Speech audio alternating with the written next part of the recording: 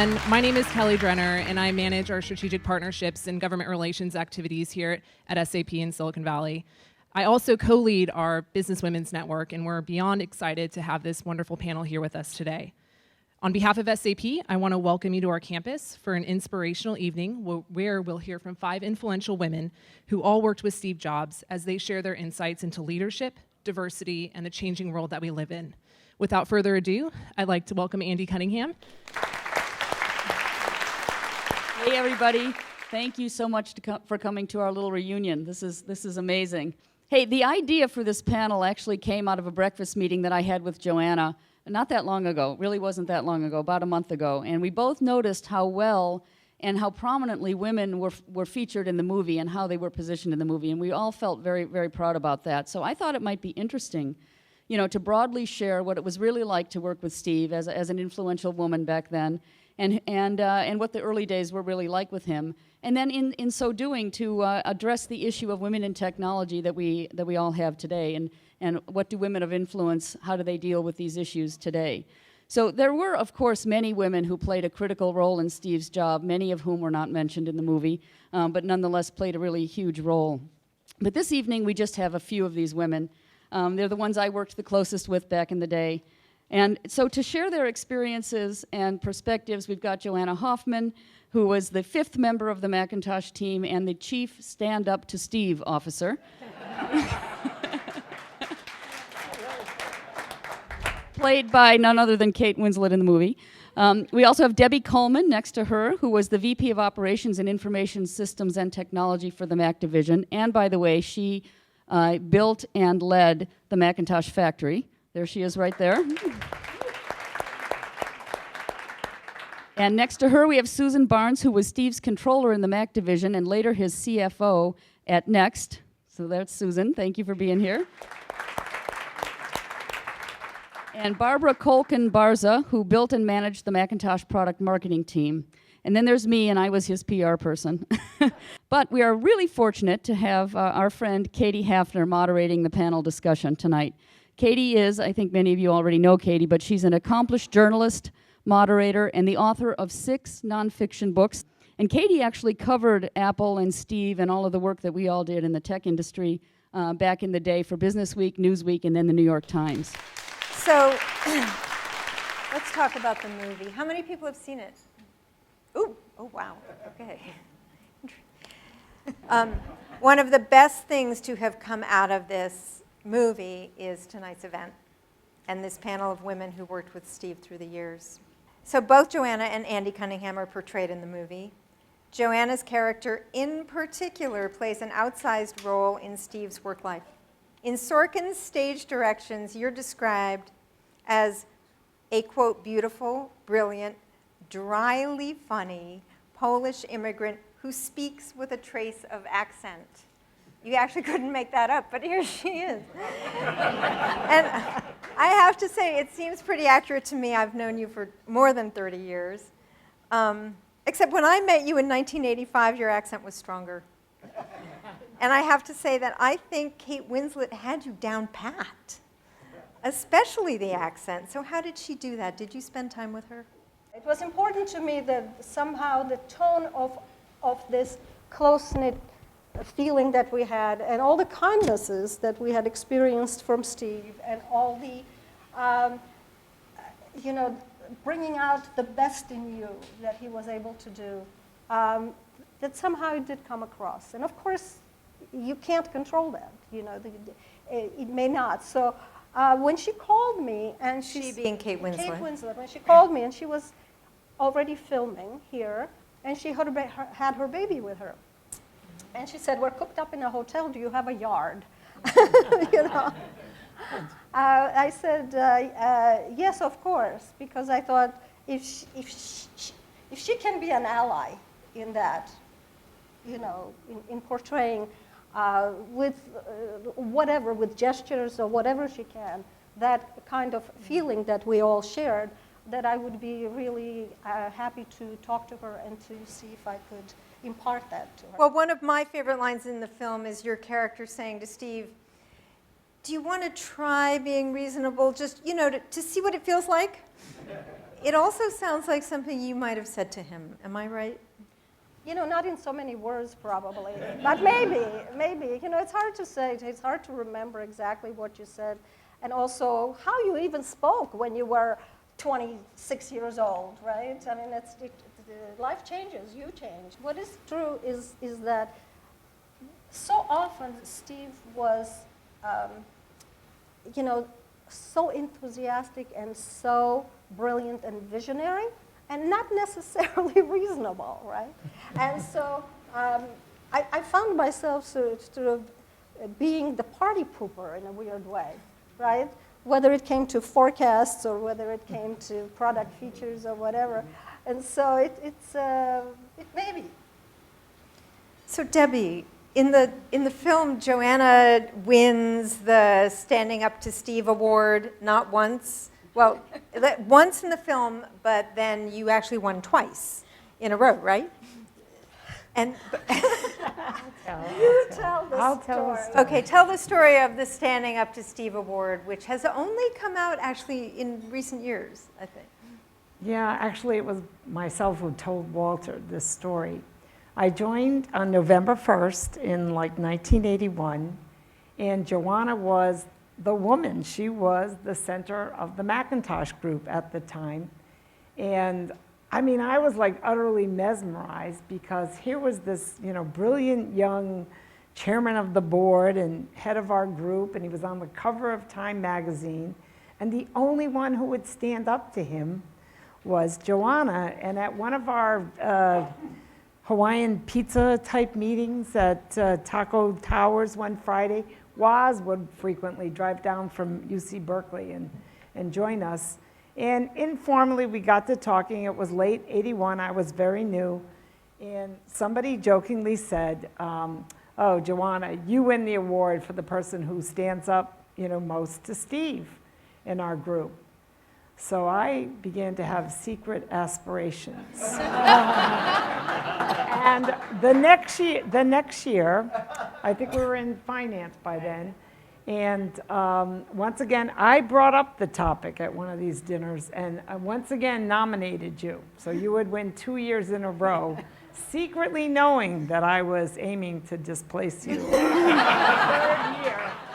And in fact, I think I actually did in '83, but she was my mentor, she was my heroine, she still is. So, yeah. Which brings us to this question of working for Steve and being a woman working for Steve. And we had a conference call a few days ago talking about this. You know, did Steve treat women differently than he treated men? And Susan, I'd love to get your thoughts on that. I never felt that way. I felt that part of it is when you're in a startup and there's so much work to be done, what you're looking at very quickly is the meritocracy of who can give what work to anyone. And we all traveled with Steve a lot. We all spent many hours with him, but never ever felt in any way, shape, or form that he was treating you differently as a man or a woman. I one time was doing some negotiations in Japan in the 80s, which was very hard as a woman to do. And it was with a major company out there, working on our disk drive negotiations. And at one point, the chairman of the company and the president were saying, Ms. Barnes, we're going to take you, we have an assistant, we're going to take you pearl shopping while we do the negotiations. And there came an email or a fax from Steve at the time saying, Ms. Barnes is the one who makes the decisions on this negotiation. And it was amazing to see the reaction. And it's not that women were separated, though. My peers and my best friends were the men in the Mac group, just like the women. And so I think it was a really joy to not ever have to worry about those lines. So Barbara, what are your thoughts on that? Yeah, I felt like it was a very gender neutral, you know, like Steve was more concerned, could you do the job? Not even whether you had done the job before. Like many of us, I was a software engineer and a software manager, and I got hired in to be in product marketing. I had never been in marketing. I'd never had any marketing training to speak of, but I had sort of skills from my software work that Steve felt were going to be transferable. And I think it was different than what was going on in Silicon Valley at that time. I had come from Xerox, and which was one of the leaders at the time. And Xerox, I was on an affirmative action task force to help women get more into technical careers. Xerox had a minority fellowship that they opened up to women because they felt women were so underrepresented. When I was at Stanford in the engineering program, I was one of 3 women out of 100 students in the class. Wow. So it was a big problem everywhere, but I didn't ever feel it was a problem, in the Mac division. Steve was just very open to whoever could get the job done, and I never felt anything about that. There are a couple of different ways to think about the reason Steve showed no bias toward or against women. One reason could be that he was a feminist, and that he took an enlightened approach to women in tech, and that he worked to make sure that Apple did not engage in what he saw as, I know everyone's sort of like, no, in what he saw as discriminatory hiring practices or discrimination on the job. The other possibility is that he didn't really categorize people as women or men, young or old, short or tall. He saw them as people who performed specific functions, and if they performed as he saw fit, then fine, and if not, then not so fine. And does anyone want to tackle that one? I will say one thing, that in terms of young or old, I remember one time interviewing someone for the Mac group, and he said, Debbie may remember this too, he said, he's really old. And we said, no, he's not old, he's fairly young. He said, no, he thinks like an old man. Mm-hmm.